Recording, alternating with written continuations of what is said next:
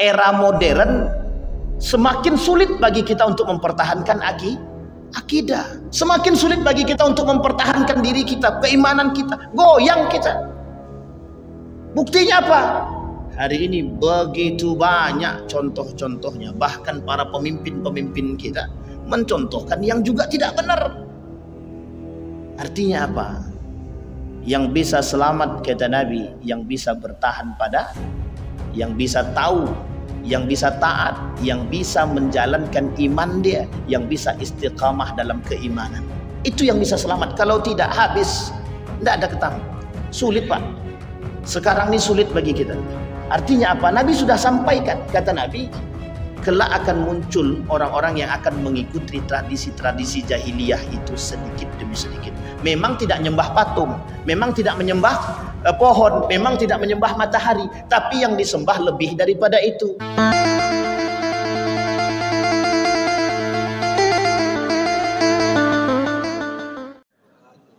Alhamdulillahi Rabbil Alamin. Alhamdulillahilladzi an'ama bi ni'matil iman wal islam bihima tatimmus salihat. Ashhadu an la ilaha illallah wahdahu la syarika lah wa ashhadu anna Muhammadan abduhu wa rasuluh la nabiyya ba'da. Allahumma salli wa sallim wa barik ala hadzal nabiyil karim. Allahumma salli ala Muhammad wa ala ali Muhammad fil alamin innaka Hamidum Majid.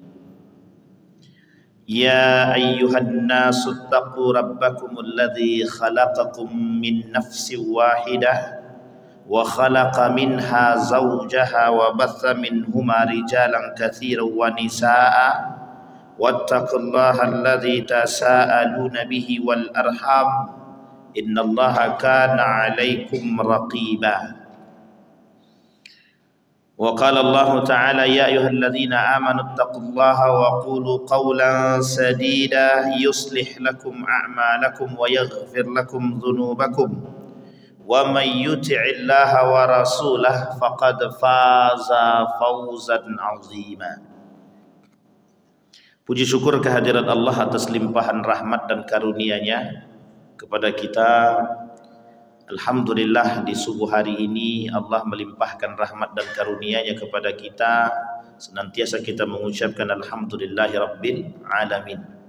Bersolawat kepada baginda Nabi Muhammad sallallahu alaihi wasallam dengan melafazkan Allahumma salli ala Muhammad wa ala ali Muhammad fil alamin innaka Hamidum Majid. Bapak Ibu sekalian yang berbahagia, mudah-mudahan di subuh hari ini Allah limpahkan rahmat dan karunia-Nya kepada kita. Semoga Allah anugerahkan kita anak-anak yang saleh dan saleha, keluarga yang sakinah, mawaddah warahmah. Kemudian Allah anugerahkan kita keistiqamahan dalam kebaikan dan ketaatan kepadanya. Amin ya rabbal alamin. Baik Bapak Ibu sekalian yang berbahagia, di subuh hari ini kita menggantikan Dr. Firman Surya. Kita berdoa kepada Allah, mudah-mudahan Allah mudahkan urusan beliau, Allah sehatkan beliau, Allah jaga beliau. Mudah-mudahan keluarga beliau Allah anugerahi keberkahan. Amin ya rabbal alamin. Baik Bapak Ibu sekalian yang berbahagia, ada satu ayat di dalam Al-Quran yang berbicara tentang yuriduna liyutfi'u nurallah wallahu mutimmu nurihi walau karihal kafirun. Ada di dalam Al-Quran itu berbicara begini. Kata Allah, orang-orang kafir, orang-orang musyrik itu ingin sekali memadamkan api-apinya Allah, cahaya-cahayanya Allah. Tetapi ketika mereka hendak memadamkan api-apinya Allah kemudian, atau ketika mereka hendak mematikan cahaya-cahaya atau meredupkan cahaya-cahayanya Allah kemudian menjaga cahaya-cahaya tersebut. Sehingga mereka tak mampu mematikan cahaya tersebut atau meredupkan cahaya tersebut. Sehingga yang terjadi adalah kebencian dalam diri mereka. Kata Allah dalam Al-Quran, walau karihal kafirun, sekalipun itu akan menimbulkan kebencian dalam diri mereka. Kenapa demikian? Mengapa ini menjadi persoalan? Mengapa Allah berbicara demikian? Karena memang ketika Allah meredupkan cahaya, ketika Allah mengangkat atau menghidupkan cahaya-cahaya tersebut, itu bermunculan orang-orang kafir yang tidak suka dengan Tuhannya Allah itu akan meredupkan cahaya tersebut berbagai macam cara. Jadi caranya mereka untuk meredupkan cahaya-cahayanya Allah tadi, itu apapun akan mereka lakukan untuk meredupkan. Sehingga ketika cahaya Allah ini mulai nampak, baru ingin nampak, itu kemudian mereka sudah berusaha meredupkan. Bahwa kebencian mereka terhadap agamanya Allah, bahwa kebencian mereka terhadap datangnya agama yang hanif. Karena disebutkan di dalam Al-Quran, fa'aqim wajhaka lid-dini hanifa. Hadapkan wajahmu kepada agama yang hanif. Tidak bisa kita lupakan aspek sejarah. Kita tidak bisa melupakan aspek sejarah. Itu tidak bisa. Kenapa kita katakan tak bisa melupakan aspek sejarah? Karena penyebab utamanya adalah ketika Islam tidak ada, agama ini tidak ada, atau belum ada dipandang oleh mereka, ketika tumbuh itu menjadi satu persaingan yang baru bagi mereka. Sehingga ketika baginda Nabi Muhammad SAW dibaiat menjadi nabi untuk membawa ajaran yang hanif, ajaran agama Islam, itu tidak salah ketika ada yang menentang. Bahkan baginda Nabi dalam perjuangannya membawa agama yang hanif, memberikan, cuma ingin memberitahu kepada dunia bahwa ini ada agama yang hanif, yang agama ini menyembah kepada Allah. Di situ kemudian pertentangan yang dilakukan atau yang diterima oleh baginda Nabi Muhammad SAW bukan sedikit. Berbagai macam cobaan yang dihadapi, dilempari batu, dicaci, dimaki, diinjak. Ada salah satu tradisi pelecehan di dalam agama jahiliyah, di dalam tradisi jahiliyah itu, ketika ada orang yang dianggap hina, itu rumah dia dikasihlah daging-daging busuk itu dilingkari. Itu sebenarnya dalam tradisi jahiliyah itu pelecehan terhadap orang tersebut, penghinaan. Nah, Nabi itu mendapatkan pelecehan demikian.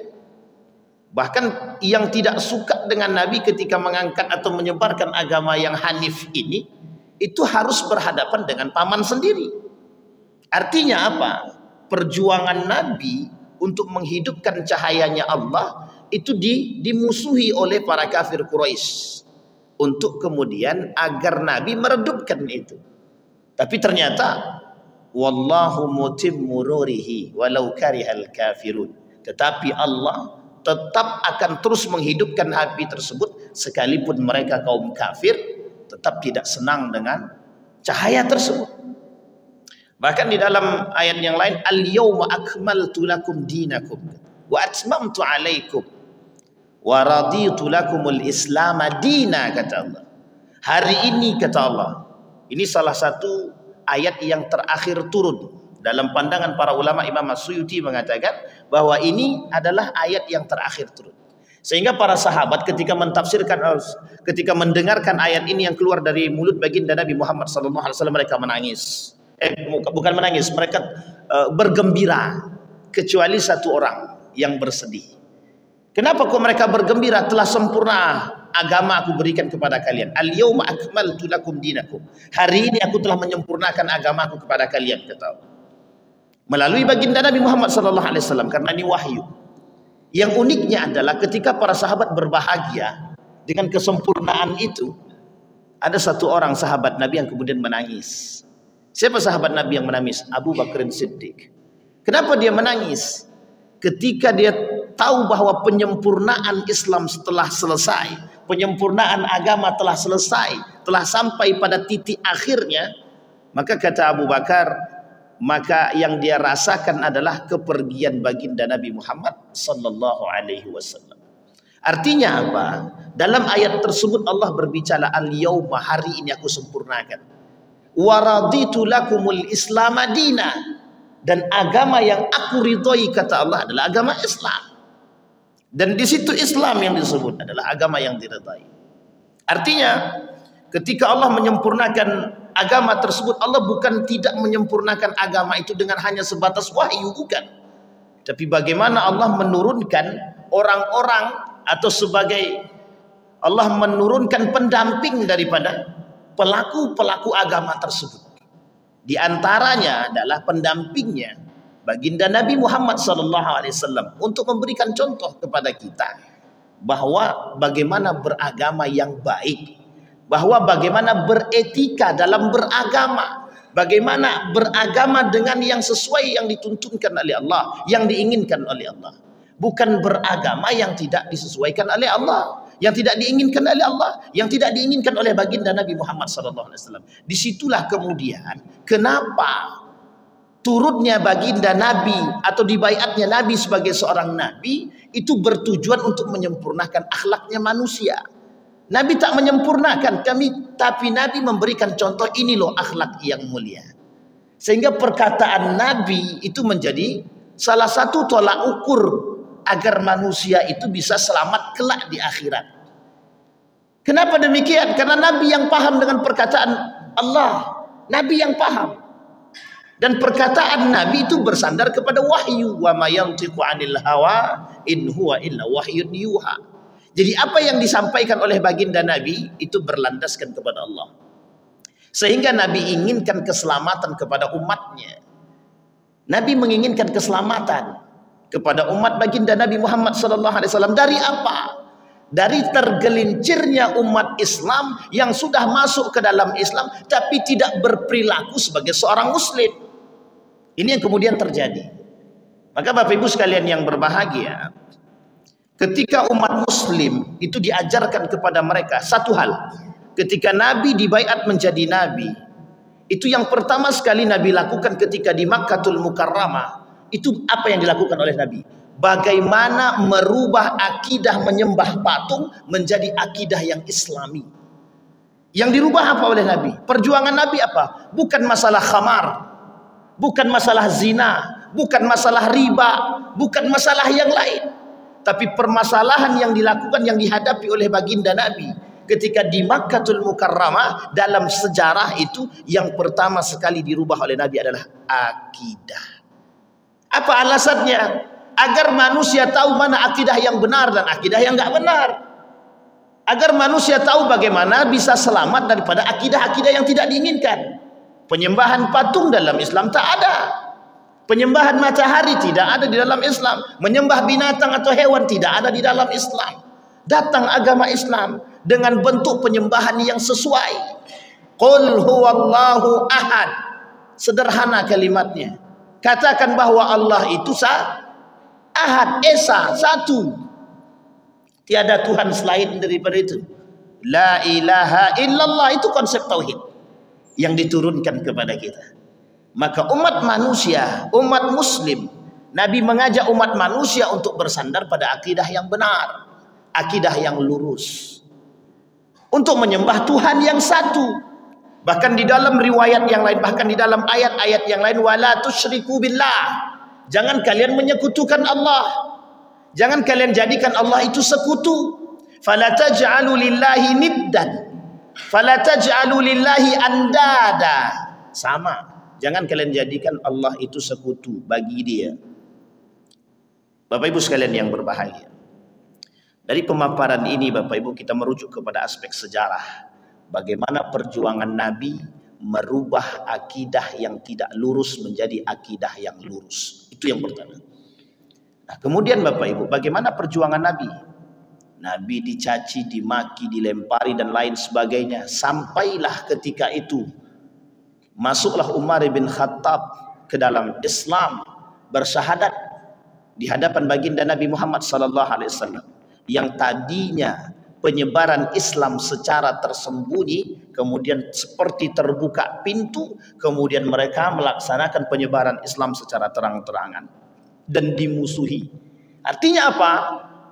Bagi kaum kafir Quraisy ketika Umar bin Khattab mengajak Nabi untuk menyebarkan Islam secara terang-terangan, bagi kaum kafir Quraisy apa maksudnya? Ini yang disebut dengan perang secara terbuka. Keberanian Umar bin Khattab mengajak umat muslim yang lain untuk menyebarkan Islam dianggap sebagai perang terbuka. Artinya apa? Artinya ketika itu tidak terjalin kebebasan dalam memeluk agama. Apapun agama, tidak ada kebebasan. Kenapa? Karena kaum kafir Quraisy ketika itu tidak senang dengan adanya agama yang baru. Tak senang. Maka mereka menganggap apa yang dilakukan oleh Muhammad, apa yang dilakukan oleh baginda Nabi Muhammad SAW adalah penyimpangan dari akidah nenek moyang mereka. Penyimpangan dari akidah nenek moyang. Baik Bapak Ibu sekalian yang berbahagia. Sekarang kita merujuk kepada fenomena hari ini. Kita merujuk kepada fenomena kita hari ini. Berdasarkan pada aspek sejarah. Bagaimana ketika Islam masuk dianggap sebagai sebuah penyimpangan. Padahal Allah berkata, pada agama-agama, bukan agama, kitab-kitab sebelumnya, kitab samawi sebelumnya, dalam kitab Taurat, dalam kitab Injil, dalam kitab Zabur diterangkan. Bahkan dirangkum kitab-kitab ini, ajaran-ajaran kitab Injil, Zabur, kemudian Taurat itu dirangkum. Ketika dirangkum, dimasukkan ke dalam Al-Quran. Keberadaan Al-Quran itu sudah sangat lengkap ketika Al-Injil, ajaran Injil, Zabur, kemudian ajaran Taurat itu dijadikan satu dalam satu kitab yang disebut dengan Al-Quran. Sebenarnya tidak ada penentangan lagi terhadap Al-Quran itu. Tak perlu adanya penentangan karena apa yang tertera di dalam Injil, Zabur dan Taurat ada semua di situ.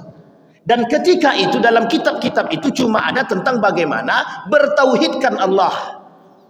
Semua ketika itu. Maka para anbiya ketika itu, nabi-nabi ketika itu beragamakan Islam dan mentauhidkan Allah. Tidak ada yang lain. Bahkan tidak ada konsep penyamarataan. Tidak ada konsep pluralisasi agama. Tidak ada. Pluralisme tak ada di ketika itu. Menganggap semua agama benar ketika itu tidak ada. Bahkan tertulis di dalam Al-Quran, Qul ya ayyuhal kafirun. Apa kalimat akhirnya? Qul ya ayyuhal kafir, wahai orang-orang kafir. Apa kata Allah di dalam Al-Quran? Kalimat akhirnya, lakum dinukum. Itu jelas. Merujuk kepada itu. Maka kata Nabi, la tattabi'anna sunana qablakum. Nanti akan ada orang-orang yang akan mengikuti aktivitas-aktivitas nenek moyang mereka dalam aspek akidah, kata dia. Mereka akan mengikuti apa yang pernah dilakukan oleh para nenek moyang mereka. Zira'an bi zira'in, sedikit demi sedikit. Maka apa yang dilakukan oleh nenek moyang terdahulu? Yang dilakukan oleh nenek moyang terdahulu menyembah berhala, menyerupai perbuatan-perbuatan mereka terdahulu. Kata Nabi akan muncul orang-orang yang akan mengikuti tradisi-tradisi nenek moyang yang jahiliyah. Apa salah satu tradisi nenek moyang yang jahiliyah itu? Menyembah patung, menyembah berhala, menyembah matahari, menyembah pohon, mengikuti agama mereka, mengikuti agama-agama nenek moyang. Bahkan mohon maaf, mereka menjadi satu. Agamanya apa, kemudian mereka perbuat ikut agama yang lain. Dalam bahasa lain disebut dengan sinkritisme. Apa maksudnya sinkritisme? Mereka beragamakan Islam. Atau mereka memadukan dua agama sekaligus dalam satu kehidupan dia. Yang tidak bisa diterima oleh Al-Quran, yang tidak bisa diterima oleh Allah, yang tidak bisa diterima oleh Al-Quran, yang tidak bisa diterima oleh Islam. Maka Bapak Ibu sekalian yang berbahagia, hari ini kita berhadapan dengan fenomena-fenomena yang disebut dengan pendangkalan akidah. Kalau cuma sekedar pendangkalan, kita butuh sesuatu untuk bisa meluruskan. Tapi hari ini kita juga berhadapan dengan penyimpangan-penyimpangan akidah. Bukan hanya sekedar pendangkalan, penyimpangan akidah. Apa yang akan dilakukan oleh mereka? Dan ini menjadi satu tujuan. Betapa tidak kebencian yang dahulu tertanam oleh nenek moyang mereka terdahulu, para kafir Quraisy ketika itu terhadap umat muslim, terhadap Islam begitu tinggi, sehingga mereka akan tetap melakukan pendangkalan dan penyimpangan. Kenapa? Karena mereka tidak mampu mengajak orang lain untuk berubah. Sampai kita mengikuti mereka, sampai kita mengikuti agama mereka. Itu yang harus kita jadikan kunci hari ini, Bapak Ibu. Maka Bapak Ibu sekalian yang berbahagia, setidaknya hari ini Kita akan cari tahu sebab-sebab terjadinya pendangkalan atau penyimpangan akidah. Yang pertama, Allah akan menguji umat muslim yang beriman itu dari cara-cara yang sudah ditentukan oleh Allah. وَلَنَبْلُوَنَّكُمْ بِشَيْءٍ مِنَ الْخَوْفِ وَالْجُوعِ وَنَقْصٍ مِنَ الْأَمْوَالِ وَالْأَنْفُسِ وَالثَّمَرَاتِ وَبَشِّرِ الصَّابِرِينَ. Apa kata Allah dalam Al-Quran? Ayat ini sangat jelas. Kelak umat muslim itu, kata Allah, akan diuji dengan perkara-perkara yang sederhana tapi menakutkan, sederhana tapi cukup membuat iman mereka goyah. Kita ambil yang pertama, bil khauf, rasa takut. Hari ini ketakutan umat muslim beragama terhadap diri mereka sendiri, terhadap agama mereka sendiri, terhadap orang-orang yang di sekitar mereka. Oh, nampak sekali rasa takut. Kadang untuk beribadah saja segan dan takut. Kenapa mereka takut? Ada penyebab. Kalau tidak ada sebab mungkin mereka tak takut. Apa sebabnya? Ketika mereka terlalu rajin beribadah, terlalu baik beribadah, maka dianggap dan dicurigai. Ini rasa sebuah ketakutan yang timbul. Itu yang pertama.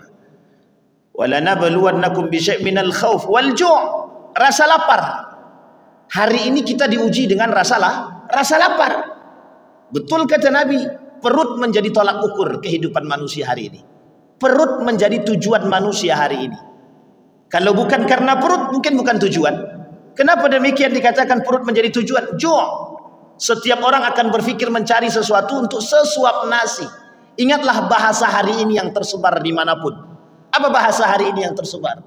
Aku bekerja demi sesuap nasi. Emang kenyang cuma sesuap nasi? Saya kira tak kenyang kalau sesuap nasi. Tapi kalau satu piring mungkin. Bahasa itu apa? Ilustrasi. Apa maksudnya ilustrasi? Ilustrasi bahasa tapi memiliki makna yang dalam. Apa makna yang dalam yang dimaksud? Manusia akan bekerja demi sesuap nasi. Manusia bekerja bukan demi Allah, tapi demi sesuap nasi. Sehingga wajar ketika itu Allah kasih sesuap nasi. Allah kasih dengan bentuk sesuap nasi, bukan yang lebih. Bilju wal bil khauf wal ju wa naqsim minal amwal, dengan harta yang sedikit. Ini ujian. Bayangkan ketika Allah menguji manusia dengan harta yang sedikit. Banyak manusia yang bisa, banyak manusia yang bisa menghilangkan agamanya, akidahnya hanya karena makanan, hanya karena duit. Kasus ini terjadi. Kapan terjadinya? Bapak Ibu boleh lihat. Ketika kasus gempa bumi yang terjadi tahun 2006, Gunung Merapi meletus tahun 2010. Berapa banyak pendangkalan akidah yang dilakukan oleh misionaris hanya untuk mengajak mereka masuk ke dalam agama mereka. Bayangkan, satu kardus super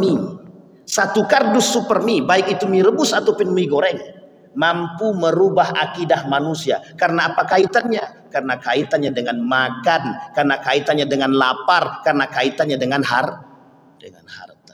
Bayangkan, tahun 2006 dicatat hampir satu desa keluar daripada Islam hanya karena disebabkan satu kardus super mie. Orang akan berpikir, kalau aku tidak makan, aku mati. Maka apa kata mereka? Aku tawarkan, kalau kau mau ini satu kardus super mie, ambil. Tapi dengan catatan masuk ke dalam agama kami. Daripada kami tidak makan, lebih baik kami berpindah agama. Apa yang terjadi? Ujian yang sangat berat yang mereka terima. Tapi mereka mampu merubah akidah mereka. Itu ujian yang sudah jelas. Begitu juga hari ini. Ketika berbicara tentang amwal wa naqsim minal amwal, ketika mereka memiliki harta yang sedikit menjadi ujian bagi mereka, kata Allah, aku uji mereka dengan harta yang sedikit. Ketika mereka memiliki harta yang sedikit, kedangkalan akidah. Ketika mereka memiliki harta yang sedikit, iman mereka goyah. Ketika ditawarkan harta yang banyak tapi dengan cara yang haram, yang tidak halal. Artinya apa? Mereka rela menjual akidahnya, mereka rela menjual imannya demi harta, demi uang, demi sesuatu yang bisa mereka nikmati di dunia. Tapi kelak mereka tidak akan bisa menikmati harta tersebut di akhirat. Kenapa? Karena mereka mendapatkan itu dengan cara yang haram. Maka kelak itu akan dipertanggungjawabkan di akhirat. Yang pertama. Yang kedua, yang sudah menjadi sunnatullah. Apa maksudnya yang sudah menjadi sunnatullah? Ujian ID. Itu sudah menjadi, orang yang tak suka dengan kita itu sudah menjadi sunnah. Sunnatullah maksudnya apa? Mesti begitu. Maka kita diuji dengan berbagai macam, itu biasa, konsekuensi sebagai orang yang beriman. Mereka yang beragama mereka juga begitu, konsekuensinya berhadapan dengan apa? Dengan penolakan, dengan pendangkalan, dengan penyimpangan, dan itu konsekuensi daripada orang yang beragama. Maka yang selamat kelak di akhir zaman itu adalah mereka yang berakidah lurus. Artinya apa? Mereka yang mampu mempertahankan iman mereka, mereka yang mampu mempertahankan akidah mereka pada saat di mana orang-orang sedang gonjang-ganjing dalam akidah mereka. Di saat orang sudah goyang dengan iman mereka, dengan akidah mereka, ada manusia yang bisa bertahan dengan akidah yang lurus, ada manusia yang bertahan dengan iman yang baik. Inilah yang selamat kelak di akhirat. Maka Bapak Ibu sekalian yang berbahagia, kita melihat hari ini, itu kita melihat hari ini banyak sekali proses atau program-program yang dilakukan oleh mereka untuk mendangkalkan akidah kita. Kenapa saya katakan demikian? Bapak Ibu boleh melihat sekarang itu televisi sudah ada, media sudah banyak. Bagaimana cara mereka membuat kita jauh daripada nilai-nilai agama? Bagaimana cara kita diajak untuk mengamini perbuatan yang tidak sesuai dengan Islam, tapi dilakukan oleh mereka dan kita disuruh untuk mengamini. Kita disuruh untuk mengamini satu perbuatan yang di dalam Islam tidak diperbolehkan. Apa contohnya? Tasyabbuh. Tasyabbuh Bapak Ibu tahu? Menyerupai perbuatan orang-orang kafir Quraisy, orang kafir. Menyerupai perbuatan-perbuatan kaum Nasrani. Kita disuruh mengamini perbuatan itu dengan dalih ini tidak berkaitan dengan akidah. Ini tidak ada kaitannya dengan iman. Ini kaitannya dengan toleransi. Sampai di sini paham Bapak Ibu. Tetapi ini adalah aspek pendangkalan akidah. Artinya apa? Sesuatu yang tidak sesuai dengan Islam, dan Islam melarang untuk bertasyabbuh, mengikuti perbuatan-perbuatan orang kafir, mengikuti perbuatan-perbuatan Nasrani. Kita dituntut untuk menjauhkan diri kita dari perbuatan tersebut. Tetapi kemudian bermunculan orang-orang yang mengajak kita kepada perbuatan-perbuatan yang tidak disukai oleh Islam, yang memang tidak dibenarkan oleh Islam, tetapi diaminkan agar kita mau melakukan itu. Dengan cara apa? Memunculkan dalil-dalil, memunculkan pemahaman-pemahaman dengan nalar logika sebatas aspek toleransi. Bapak Ibu sekalian yang berbahagia, kita bertoleransi itu boleh dan wajib hukum bertoleransi. Nabi sangat menjaga hubungan baik dengan kaum Yahudi. Nabi sangat menjalin hubungan baik dengan kaum kafir Quraisy. Kaum kafir Quraisy yang mana? Yang tidak menyerang kita. Nama kafirnya kafir zimmi. Para kafir Quraisy yang di bawah naungan baginda Nabi yang membangun kesepakatan. Tapi ada kafir yang kedua yang disebut dengan kafir harbi. Mereka orang kafir tapi menyerang kita. Dan ini yang terbangun, ini yang tidak diinginkan oleh Nabi. Dan apa kata Nabi? Kafir harbi itu menyerang kita. Kalau kita diserang, kita harus serang balik. Kalau kita diam, kita yang dibunuh. Dan ini terjadi ketika Piagam Madinah dibangun kesepakatan antara kafir Quraisy, arah Yahudi, kemudian dengan umat Muslim, dibangun yang disebut dengan Piagam Madinah. Itu amandemen pertama di dunia, perdamaian pertama di dunia yang dilakukan oleh baginda Nabi Muhammad SAW. 3 sekaligus, kafir Quraisy, Yahudi, di situ ada Nasrani, begitu juga Islam. Terbangun kesepakatan yang baik. Siapa yang melakukan, mohon maaf, yang mengingkari perjanjian itu siapa? Bukan Nabi, bukan Muslim, tapi 2 di antara agama tersebut, Yahudi dan Nasrani, mereka mengingkari perdamaian dan perjanjian tersebut. Itu jelas dan itu nyata. Maka Bapak Ibu sekalian yang berbahagia, kita hari ini dituntut untuk mengamini perbuatan-perbuatan yang sesungguhnya tidak layak untuk kita amini. Dan kita tidak boleh ikut-ikutan. Kalau kita tidak punya kemampuan, maka pertahankan akidah kita dan iman kita dalam diri kita. Kalau kata A'agim itu, dimulai dari diri sendiri. Kita tak mulai lagunya ya, tapi kita cuma dimulai dari diri sendiri. Dimulai dari yang paling kecil kita A'agim. Apa yang paling kecil? Bagaimana mempertahankan akidah di dalam diri kita sendiri. Itu yang paling berat. Yang ketiga, mengikuti hawa nafsu, prasangka, dan mengikuti jalan setan. Penyimpangan yang dilakukan atau sebab penyimpangan agama adalah mengikuti hawa nafsu. Kalau kita berbicara mengikuti hawa nafsu, sudah Allah sebutkan di dalam Al-Quran. Afara'aita man ittakhadha ilahahu hawahu. Apakah kalian tidak melihat ada manusia-manusia yang mempertuhankan hawa nafsu mereka, kata Allah. Hari ini tak perlu saya sebut Bapak Ibu, tak perlu kita sebut. Tuhan baru itu sudah muncul. Tak perlu kita sebut lagi, sudah tak perlu kita ungkit lagi. Karena hampir setiap tempat kita menyampaikan Tuhan baru itu sudah muncul. Apa Tuhan baru itu? Hawa nafsu mereka sudah menjadi Tuhan mereka. Afara'aita man ittakhadha ilahahu hawahu. Tidakkah kalian melihat? Maka kalian akan melihat, kata Allah, orang-orang yang menjadikan hawa nafsu mereka sebagai Tuhan mereka. Kita ambil contoh. Hawa nafsu kekuasaan, hawa nafsu jabatan, hawa nafsu harta, hawa nafsu apapun itu. Mereka akan perturutkan hawa nafsu tadi demi mendapatkan kepentingan, demi mendapatkan kedudukan dan lain sebagainya. Tapi mereka tak pernah berpikir, apakah yang kami lakukan ini, apakah ketika aku mempertuhankan hawa nafsu ini, itu dibenarkan oleh Islam atau dibenarkan oleh agama atau tidak? Itu mereka tidak tahu.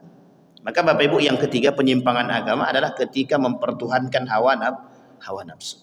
Bapak Ibu sekalian yang berbahagia, kenapa hari ini kita berbicara hilangnya akidah di zaman modern? Karena kita hari ini hidup di zaman modern. Mungkin Bapak Ibu hidup di zaman 90-an atau 70-an atau 80-an. Tapi hari ini Bapak Ibu masih hidup di zaman yang sangat-sangat milenial. Kalau bahasa anak sekarang namanya kami ini Gen Z. Habis itu baru muncul pula Gen Alpha, Gen A, entah apalah pokoknya besok entah gen apa lagi, Gen Halilintar mungkin. Saking banyaknya Bapak Ibu kita hidup. Artinya apa? Hari ini kita hidup dalam kondisi yang sangat-sangat milenial, yang sangat modern. Bapak Ibu boleh lihat di depan Bapak Ibu nih.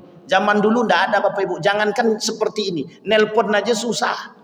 Pertama telepon rumah. Naik tingkat. Dari telepon rumah jadi telepon pakai SMS dan telepon. Nokia tuh. Ini termasuk pula sedikit. Tolong dikat aja nanti Bang. Ini bukan promosi Nokia ya. Setelah naik Nokia, naik pula lagi. Nokia pula. Naik tadi HP, telepon dan SMS, naik sekarang. Boleh pakai WA.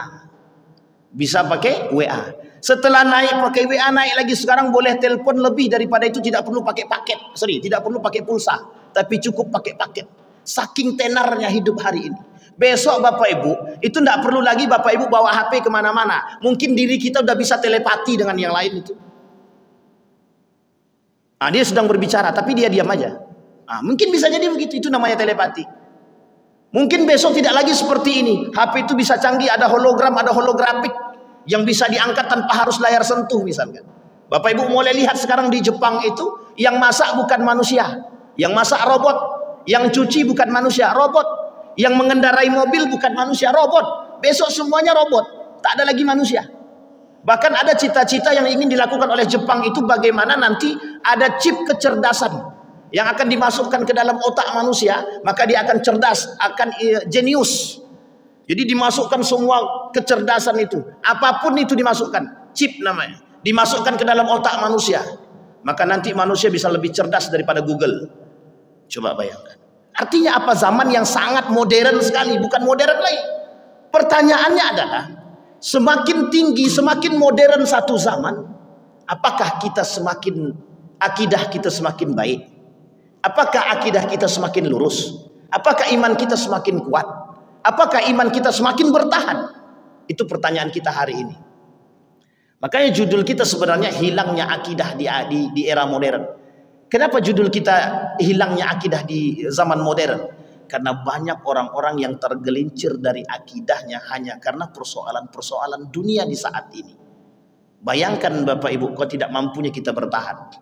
Dulu prostitusi itu tertutup, pakai tempat. Sekarang tak ada tempat, Pak.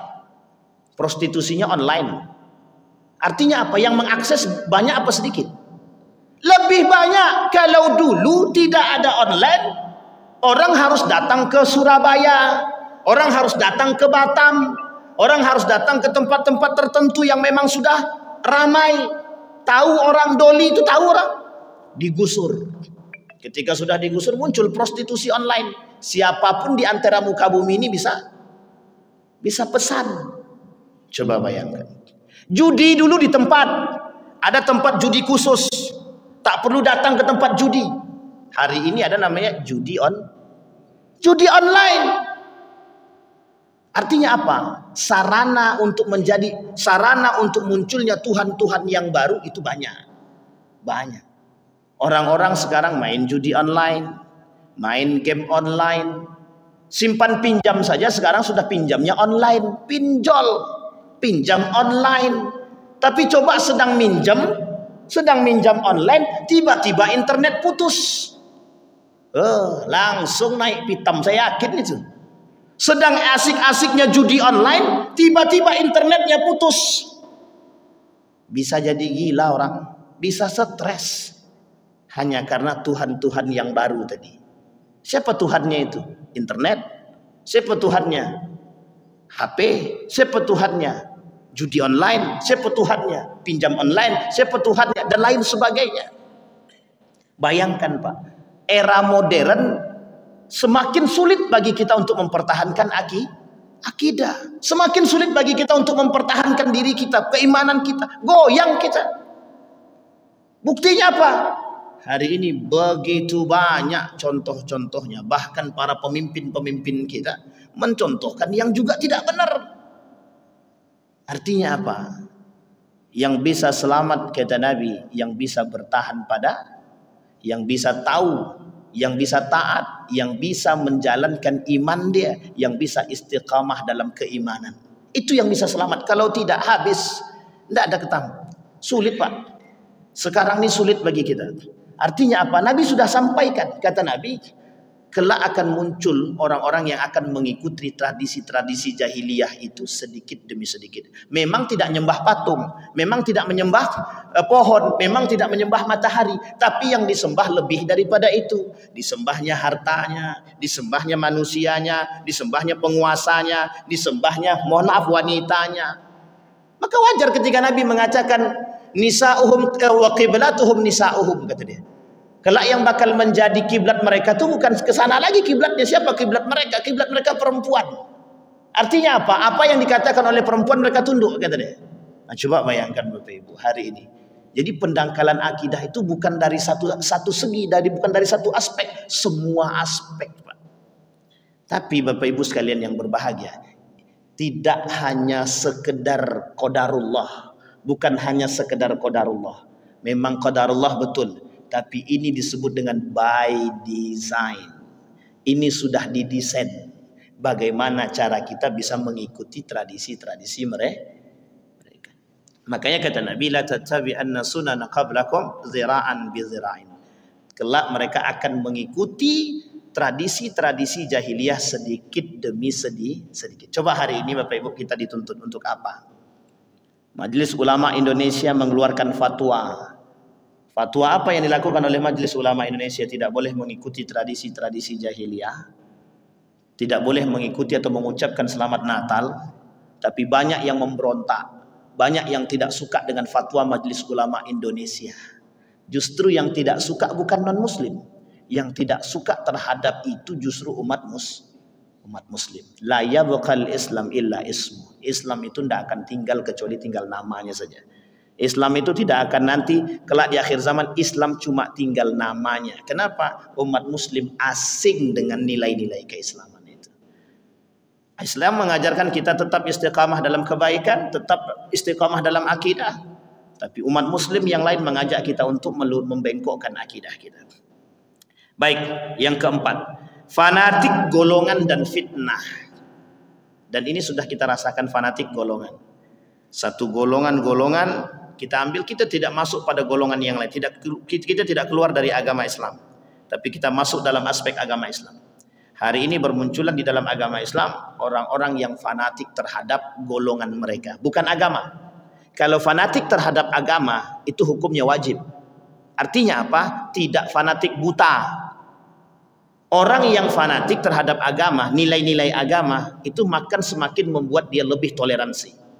Orang yang mengerti nilai agama, orang yang mendalamkan, orang yang menjalankan nilai-nilai agama itu fanatik terhadap agama, terhadap nilai-nilai agama. Semakin dia fanatik terhadap nilai-nilai agama, itu mesti semakin toleransi. Itu mesti. Hari ini yang muncul bukan fanatik terhadap nilai-nilai agama, tapi fanatik terhadap golongan-golongan di dalam agama. Yang terjadi apa? Akibat atau dampak dari fanatisme yang mereka miliki terhadap golongan-golongan di dalam agama, yang terjadi apa? Yang terjadi adalah pembenaran terhadap diri mereka masing-masing. Sehingga yang terjadi apa? Tidak ada kebenaran bagi kelompok agama yang lain. Artinya mohon maaf, di dalam agama Islam saja itu sudah mulai banyak kelompok. Ketika satu kelompok di dalam Islam itu menganggap diri dia paling benar, maka dia tak akan mungkin menerima kelompok-kelompok yang lain di dalam Islam tadi. Maka ini tidak bisa, Pak. Fanatik yang dipermasalahkan oleh para ulama, fanatisme dalam golongan atau terhadap golongan. Kita ambil contoh. Bolehkah kita bermazhabkan Syafi'i? Apa hukum bermazhabkan Syafi'i? Bermazhab itu apa hukumnya? Hukum bermazhab itu ikhtilaful ulama, berbeda pandang para ulama. Ada yang mengatakan wajib, ada yang mengatakan tidak wajib. Kalau bermazhabkan, kalau pandangan ulama salaf, apa kata ulama salaf? Karena orang awam tidak mengerti, maka hukum bermazhab itu wajib. Tapi bagi orang yang berilmu, hukum bermazhab itu tidak wajib. Coba bayangkan. Andai kata para pengikut satu mazhab menganggap diri mereka paling benar. Kita ambil contoh mazhab Syafi'i. Pengikut mazhab Syafi'i karena mayoritas di Indonesia misalkan. Mereka menganggap diri mereka paling benar. Ini fanatik. Artinya fanatik bermazhabkan Syafi'i. Sehingga ketika melihat ada orang bermazhabkan Imam Abu Hanifah atau Imam Malik misalkan, atau mazhab Maliki atau mazhab Hanafi, mereka pasti menolak secara mentah. Begitu juga sebaliknya. Orang yang bermazhabkan Imam Ahmad bin Hanbal misalkan, atau Hambali, ketika melihat orang-orang bermazhabkan Syafi'i, mereka tidak akan menerima. Karena fanatisme yang disebut adalah fanatik dia pada aspek yang salah. Artinya apa? Namanya fanatik buta. Kita harus paham dulu hukum bermazhab itu apa. Wajibkah hukum bermazhab tadi atau tidak? Ini menjadi persoalan kita hari ini. Sehingga apa Bapak Ibu? Kita hari ini dibuat capek. Kita hari ini hanya berantem pada aspek itu. Kita tidak tahu sedang orang-orang di luar, kaum Nasrani dan Yahudi sedang menggerogoti kita. Kita sedang asik berdebat tentang mazhab. Kita sudah sering berantem tentang mazhab. Sementara di luar sana sedang menggerogoti kita. Kita terpecah gara-gara permasalahan mazhab. Yang di luar sudah mengambil keuntungan dari perpecahan yang kita lakukan.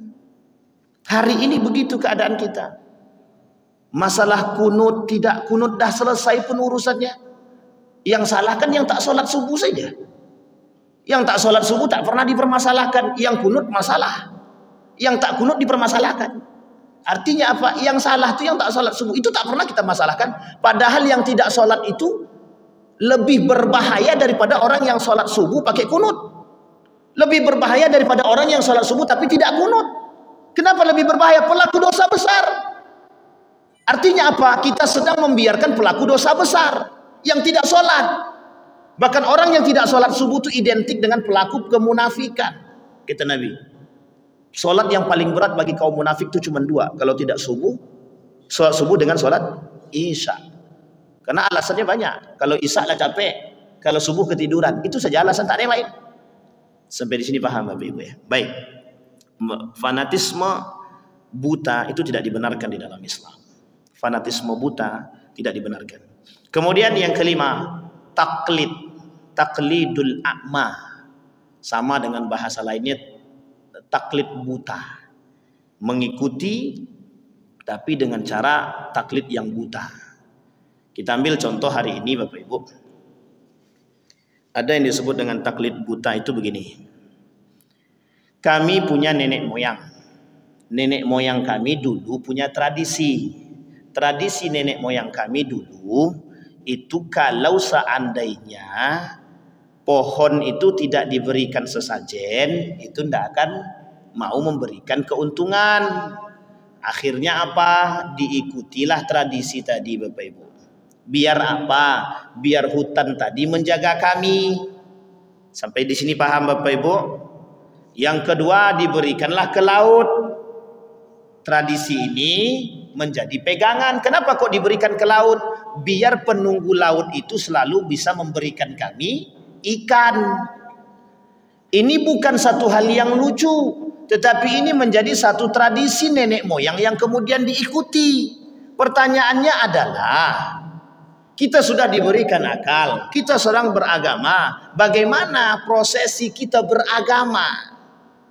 Tapi bisakah kita salahkan? Tidak bisa juga kita salahkan. Bisa jadi, mohon maaf, keterbatasan orang-orang yang mempelajari ilmu, bisa jadi. Bisa jadi. Tapi bisa jadi juga orang yang sudah berilmu, sudah tahu, sudah mengerti, tapi kemudian mereka melakukan sebagai bentuk tradisi. Penghormatan cuman, bahasanya sederhana, cuma menghormati tradisi kami Pak Ustadz. Menghormati tradisi tapi tidak merusak akidah. Kalau tradisi itu kita lakukan tapi merusak akidah dan iman kita, itu salah.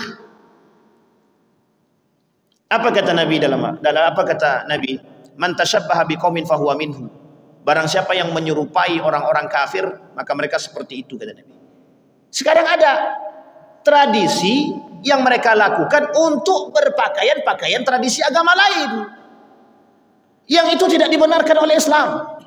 Dilarang oleh Islam, dilarang oleh agama. Tapi mengapa kita mengikuti? Dengan aspek toleransi.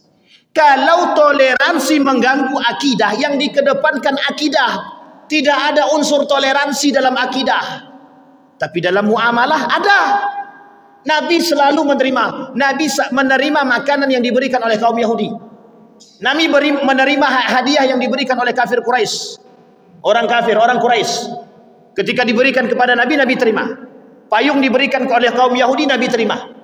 Nabi membangun komunikasi yang baik. Nabi punya tetangga Yahudi, Nabi punya tetangga Nasrani. Terjalin yang baik, komunikasi yang baik, muamalahnya baik. Tapi tidak harus menjadikan toleransi kita itu pada merambah pada akidah. Akidah. Nggak bisa. Akidah, harus pertahankan. Apapun itu. Maka menyerupai perbuatan-perbuatan kafir dan Nasrani itu merusak akidah. Harusnya apa? Kita tidak masuk pada aspek itu. Mereka tidak pernah nuntut kita untuk mengikuti perbuatan mereka. Kenapa kita yang repot? Kenapa kita yang sibuk harus mengikuti mereka? Padahal mereka tidak minta. Mereka tidak pernah minta. Baik. Ini penting untuk kita pahami agar kita bisa bertahan pada akidah yang baik. Agar kita tidak terjerumus dalam akidah-akidah yang salah. Bapak Ibu sekalian yang berbahagia, Islam sangat menjunjung tinggi tasamuh, toleransi. Sangat menjunjung tinggi. Jadi Islam tidak perlu diajarkan. Hanya saja umat muslim perlu memahami nilai-nilai toleransi dengan baik. Ada non-muslim samping rumah kita belum makan, itu hukumnya membantu mereka secara kemanusiaan dan agama itu wajib. Mau muslim dia atau non muslim dia, wajib. Itu toleransi yang paling baik. Kita menyerupai mereka, tapi non muslim samping rumah kita tak makan, kita tak tahu, itu jauh lebih berbahaya dan jauh lebih berdosa daripada apa yang kita lakukan. Coba bayangkan, non muslim samping rumah belum makan, kita tak tahu. Dia manusia. Dalam urusan kemanusiaan itu kewajiban untuk membantu. Tapi dia non muslim, masa kita harus bantu dia? Emang dia pernah menyakiti kita? Tak. Emang dia pernah mengajak kita ke agama dia? Tidak. Emang dia pernah menyakiti kita? Tidak. Emang dia pernah mencuri rumah kita? Tidak. Emang dia pernah menginjak kita? Tidak. Emang dia tidak pernah menjaga kita? Pernah. Artinya apa? Kalau sudah tahu begitu, itu urusan kita kemanusiaan, wajib agama menjaga itu. Tapi kalau pada aspek akidah, Islam tidak ada kompromi. Tidak ada. Kalau masalah akidah, Islam tidak ada kompromi. Baik, tadi yang kelima. Sekarang yang keenam. Adanya dai-dai yang mengajak kepada jalan kesesatan. Ini sudah disampaikan oleh Nabi dari hadis Huzaifah ibn Yaman. Kata Huzaifah ibn Yaman ketika dia bertanya kepada Nabi. Nabi sampaikan, Huzaifah bertanya tentang dosa. Kemudian Nabi sampaikan, kenapa engkau bertanya tentang dosa agar manusia bisa selamat dari itu? Apa kata Nabi? Kelak akan muncul du'atun yad'u ila dhalalah. Nanti kelak akan ada dai-dai yang akan mengajak kepada kesesatan. Ini bahasa lainnya sederhananya ulama su sebenarnya. Tapi ini sudah tuntas kita bahas dulu nih ulama su nih. Asik itu aja, ulama su aja terus. Artinya apa Bapak Ibu? Akan muncul para dai-dai yang memang mengajak kita bukan kepada kebaikan tapi kepada kesesatan. Na'udzubillahi min dzalik. Artinya apa? Kita perlu mengerti karakter-karakter dai, mana yang cinta terhadap dunia, mana yang tidak cinta terhadap dunia. Kenapa? Karena yang menyebabkan kita menyebabkan mereka mengajak kita kepada kesesatan itu aspek utamanya adalah ketika hawa nafsu menjadi Tuhan dalam diri seorang tadi. Nah, ketika itu mereka akan melakukan apapun. Misal kecintaan mereka terhadap harta tinggi. Maka apapun akan mereka lakukan demi mendapatkan harta tadi. Sekalipun harus mengajak umat-umat ini kepada jalan yang salah. Nah, Bapak Ibu sekalian yang berbahagia, nafsu itu ketika berada di atas, layaknya seperti Tuhan bagi manusia. Layaknya seperti itu Tuhan. Makanya mengapa Fir'aun itu menganggap diri dia Tuhan? Karena nafsu dia sudah sampai di ubun-ubun. Nafsu dia sudah sampai di ubun-ubun. Karena tidak ada satupun manusia yang mampu menegur dia. Karena tidak ada satupun ancaman yang datang kepada dia. Apapun dia bisa lakukan. Sehingga dia bisa katakan, dipanggilnya dua orang, aku bisa mematikan dan menghidupkan. Dimatikannya orang tadi, yang satu dihidupkannya. Tapi dia tidak bisa menghidupkan yang mati. Tak bisa. Artinya apa? Karena kesombongan dia tadi, keangkuhan Fir'aun tadi, dia lupa ada satu celah. Ketika saat itu ditanya kepada Fir'aun, bisakah engkau menghidupkan yang mati tadi? Dia tak bisa jawab. Dia mesti tak bisa jawab. Maka saking tingginya keangkuhan Fir'aun itu, sampai dia minta kepada ajudannya, tolong buatkan aku bangunan yang tinggi sampai ke langit.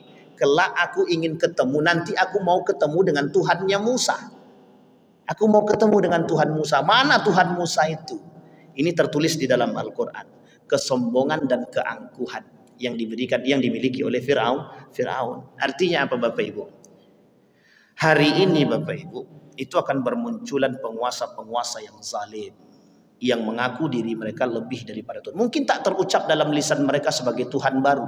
Kami bukan Tuhan, betul, mungkin bukan Tuhan. Tapi sikap mereka lebih daripada Tuhan. Sikap mereka lebih daripada Tuhan. Siapa yang berani menghentikan diriku? Itu sudah perkataan Tuhan, bukan lagi perkataan manusia. Kesombongan yang nyata, keangkuhan yang tinggi. Sehingga Bapak Ibu sekalian yang berbahagia, ketika seorang dai itu berdekatan dengan penguasa dan imannya tidak kuat, itu mesti goyang. Itu mesti goyang, Pak. Dia ketika dekat dengan penguasa, tapi kemudian tidak punya iman yang kuat, maka mereka akan menjual agama demi kepentingan, demi harta, demi jabatan, dan demi kekuasaan. Yang kemudian yang ketujuh, menerima agama-agama dan firqah-firqah sesat serta kaum yang borok. Saya tidak tahu Bapak Ibu, ini sebenarnya kalimat ini itu begitu sederhana tetapi begitu menohok. Kenapa saya katakan menohok? Hari ini bermunculan firqah-firqah, golongan-golongan yang sesat, tapi mohon maaf, golongan-golongan sesat itu dijaga. Saya tidak tahu itu mengapa dan apa alasannya, kita tidak tahu.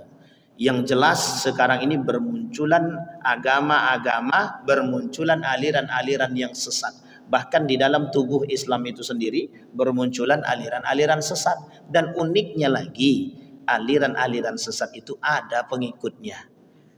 Dan banyak pengikutnya. Itu di Bengkalis, kalau saya tak salah, ini tersebut nama bang. Kalau nak potong-potong lah bang. Itu ada pak. Dia punya majlis taklim, punya majlis ilmu. Tapi mohon maaf, boleh berpegangan dengan perempuan. Oh, ini sudah sesat dan menyesatkan itu. Itu majelis taklim atau majelis apa? Sampai di sini paham ya Bapak Ibu ya. Artinya apa Bapak Ibu? Penyimpangan akidah itu penyebabnya apa? Mengapa kok bisa terjadi penyimpangan akidah? Mengapa kok bisa terjadi penyimpangan keimanan? Bapak Ibu sekalian yang berbahagia, ada cara sebelum kita tutup, ada cara Bapak Ibu. Cara mengatasi penyimpangan-penyimpangan ini. Yang pertama Bapak Ibu, perkuat akidah. Bagaimana cara kita memperkuat akidah? Belajar. Tidak ada alasan yang lain, cuma satu Bapak Ibu, belajar. Hukum belajar agama itu hukumnya wajib bagi setiap muslim. Hukum belajar agama itu wajib mutlak. Tidak ada namanya alasan untuk tidak belajar agama. Tapi aku jurusannya teknik, Ustaz. Aku jurusannya angkatan udara gitu. Mau angkatan udara kek, mau angkatan darat kek, mau apapun jurusannya, mau teknik sipil kek, mau akuntansi kek, wajib. Hukum mempelajari ilmu agama wajib. Tidak ada sunnah-sunnahnya, tidak ada. Wajib. Tapi ilmu-ilmu yang lain itu tergantung. Bisa fardu kifayah, bisa sunnah muakkadah. Itu tergantung. Kenapa tergantung? Kalau satu kampung itu tidak ada orang kedokteran, maka dalam kampung itu, di kampung itu wajib hukumnya menuntut ilmu kedokteran. Paling tidak satu orang, namanya fardu kifayah untuk melepaskan hajat. Kalau sempat tidak ada dokter di situ, siapa yang sakit, siapa yang ngurus?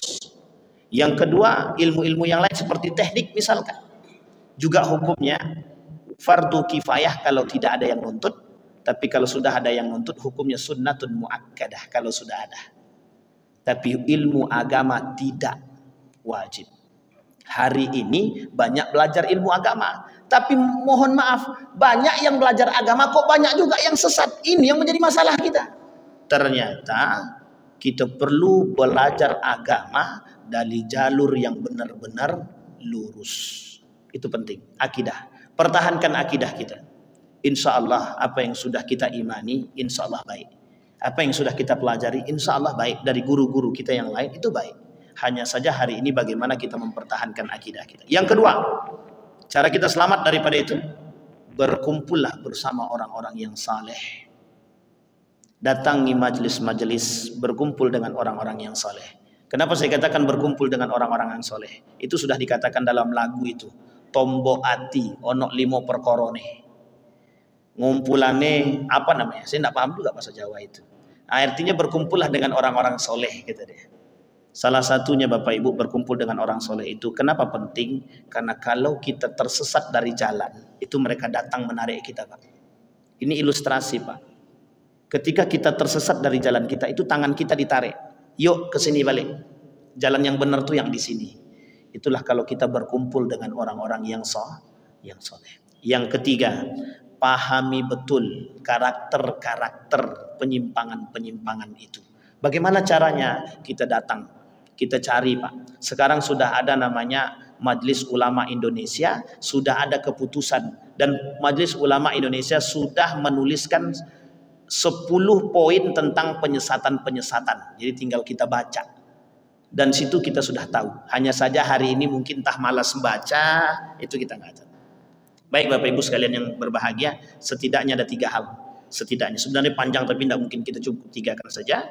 Yang pertama, menuntut ilmu dengan benar, kuatkan akidah kita, ketakwaan kita, iman kita kuatkan. Dengan cara apa? Belajar dan belajar. Yang kedua, berkumpul dengan orang-orang yang saleh. Yang ketiga, pahami karakter-karakter penyesatan dan penyimpangan itu. Bapak Ibu sekalian yang berbahagia, hari ini kita tidak sedang berperang dengan senjata. Kita tidak sedang berperang dengan senjata, tapi kita sedang berperang dengan pikiran. Namanya perang pemikiran. Kita tak berperang dengan senjata, kita berperang dengan tradisi. Kita berperang dengan bahasa, kita berperang dengan pendidikan, kita berperang dengan politik, kita berperang dengan kekuasaan. Semua itu perangnya perang pemikiran, bukan lagi perang senjata. Artinya apa? Kalau orang yang tidak punya iman yang kuat, akidah yang kuat, insya Allah tidak akan selamat. Tapi imannya kuat, akidah dia kuat, tahu dia salafus soleh kemana arahnya dan tujuan dan siapa yang dipegang, yang dituntunnya, insya Allah kita bisa selamat. Amin ya rabbal alamin. Ada pertanyaan Bapak Ibu? Tidak ada. Ada pertanyaan Bapak Ibu? Cukup? Alhamdulillah, kita berdoa kepada Allah, mudah-mudahan apa yang kita sampaikan di subuh hari ini ada manfaat dan faedah dan keberkahan bagi kita semua. A'udzubillahi minasyaitonirrajim. Bismillahirrahmanirrahim. Alhamdulillahirabbil alamin, hamdasy syakirin, hamdan na'imin, hamdan yuwafi ni'amahu wa yukafi'u mazida. Ya rabbana lakal hamdu kama yanbaghi li jalali wajhikal karim wa 'azimi sultanik. Allahumma shalli ala Muhammad wa ala ali Muhammad fil alamin innaka Hamidum Majid. Ya hayyun ya qayyum ya fattah ya alim ya aziz ya ghaffar ya rabbal alamin. Allahumma faqihna fid din wa 'allimna at-ta'wil. Allahumma ighfir lana dhunubana wa dhunuba walidina warhamhuma kama rabbayana shighara. Allahumma ighfir lahum warhamhum وعافيهم واعف عنهم وأكرم نزولهم ووسع مدخلهم واجعل الجنة مثواهم. اللهم إنا نسألك علما نافعا ورزقا واسعا وشفاء من كل داء وسقام. اللهم أعنا على ذكرك وشكرك وحسن عبادتك. اللهم اختمنا بحسن الخاتمة ولا تختمنا إلا بحسن الخاتمة. اللهم اجعل تجمعنا تجمعا مرحوما واجعل تفرقنا من بعده تفرقا معصوما. اللهم انصر إخواننا المجاهدين في فلسطين وفي غزة وفي كل مكان. اللهم دمر اليهود. اللهم أهلك الكفرة والمبتدعة والمشركين أعداءك أعداء الدين. ربنا آتنا في الدنيا حسنة وفي الآخرة حسنة وقنا عذاب النار والحمد لله رب العالمين. السلام عليكم ورحمة الله وبركاته.